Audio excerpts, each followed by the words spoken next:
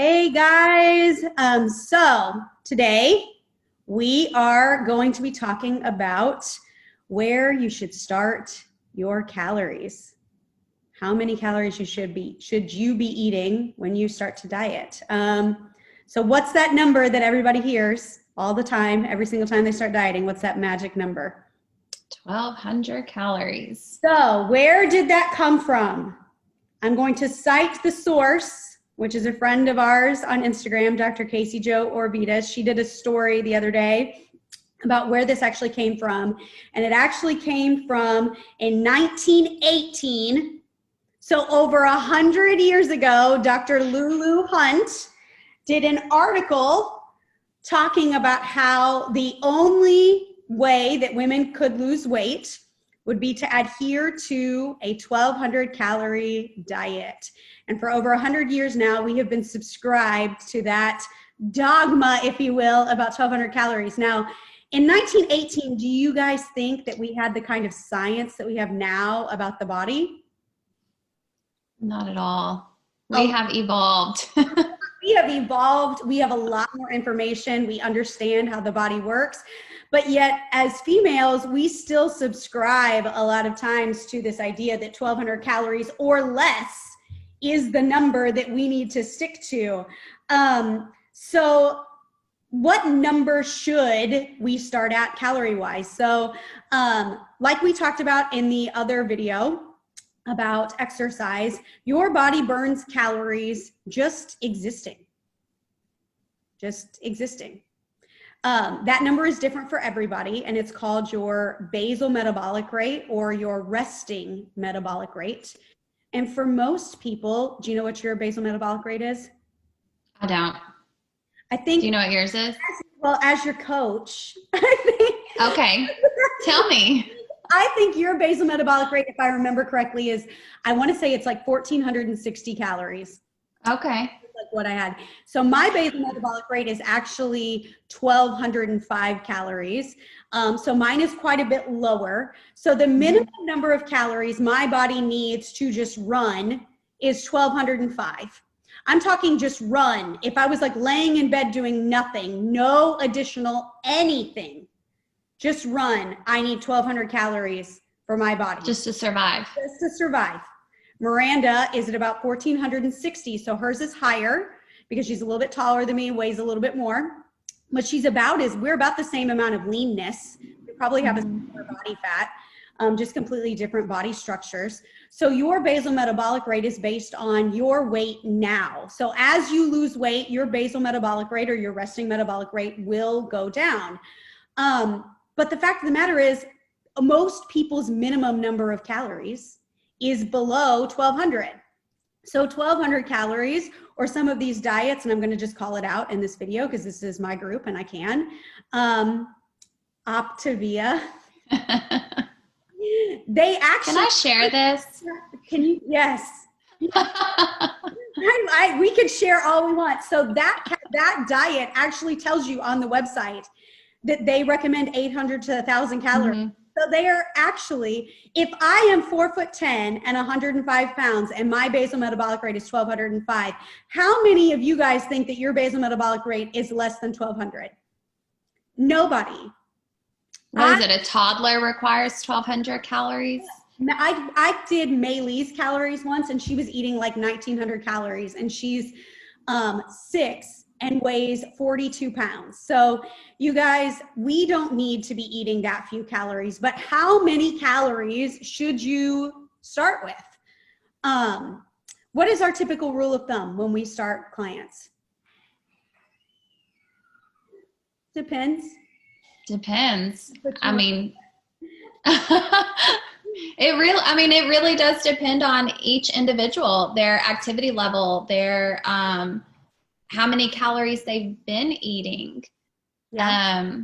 I will say every client, we start them higher than what they were previously eating because they can and need more calories than what they think they do. Absolutely. And that's where, we find a lot of value at starting our clients higher, closer towards maintenance. If you hear the clicking, again, I'm in my, this is the lighting's better out here and I've got dogs.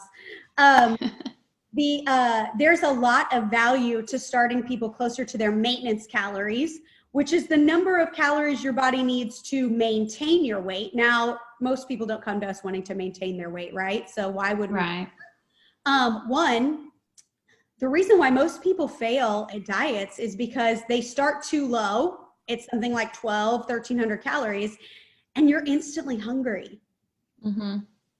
So hunger is a big emotion, like a really big one. And if you're trying to figure out how to eat, it's hard to make sound decisions when you're instantly hungry. You're starving. Yeah. And most people, if 12 or 1,300 calories, you are starving, which is why you get hungry and suddenly fall off the proverbial wagon every weekend, because you spend Monday to Thursday afternoon, Thursday night dieting. And then Friday comes around, you get a little looser. And by Saturday, you are completely off, consuming way more calories because you were starving. And then you start the cycle all over again. And you never actually lose any weight. Or we see clients that they come to us and they're eating, I had one a couple weeks ago, I was trying to eat 1,350 calories every single day. And by the evening, she was already so hungry, she would binge every night. So she was in theory eating 1,350, but that's not counting all of the binging she was doing from being too hungry during the day. Yeah. So we start our clients closer to maintenance so that they can learn. So what does starting at a higher calorie number do? Slower weight loss, right? Mm-hmm. Yeah, but it teaches the process at the same time. It does. And they're more likely to be adherent. So how many calories should you start with? Essentially, it's how many calories you can lose slowly and sustainably at. And we actually, the number one question we get from our clients is, when do I need to change my macros? When do I, is it time to change my macros? Yeah. I actually had that question the other day. Yeah. Yeah. And I said, well, right now you're losing on these numbers, so not yet. Exactly. So if you are dieting, let's say we start you at 2,000 calories and you are losing weight, there's no reason to lower your calories while you're already losing weight at higher calories. Why would we make you more miserable? Right. If you're losing at the calories we have given you, then there's no reason to speed it up, because speeding it up just makes sure that you are going to plateau quicker.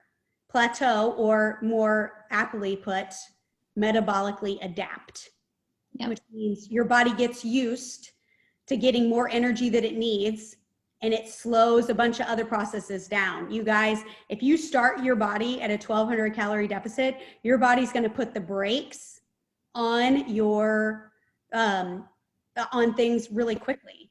Anybody ever think so? If you are getting very few calories, you blink slower. You don't gesticulate or talk with your hands. You digest slower. You walk slower. You sleep less soundly. We burn calories in our sleep through recovery. There's so many things that lower your ability to burn calories when you're taking in fewer calories. So I wanted to show you, I'm going to share my screen real quick. And Miranda, let me know if you can see this. Can you see this client here? Okay. Yes. So this is a client of mine, and I am going to use her as an example because she started June 29th, and we started her at 2,050 calories. And she has lost, she started originally, her starting weight was 205 pounds. She is now at 168 pounds. So that is, I can't do math. 40. She started at what? 37. She lost 37 pounds. Her calories started at 2,050. And her calories are still at 2,050. We have not had to change her calories a single time. her body has been consistently losing at the same amount of calories since basically July. So July, August, September, October, November, 5 months. There would have been no value in lowering her calories and making her more hungry because her body has been very responsive. Now, is this always the case? No. But this just goes to show that you can eat more than you think. She's not exercising every single day. She does get in steps. You can eat more than you think. And you don't have to lower your calories unnecessarily. So this is just an example showing you, this is 2,050 calories over 220 carbs a day. So she's eating her carbs. And she is a busy mama and a doctor. And yeah, we have been able to get all of that weight off without making her unnecessarily hungry.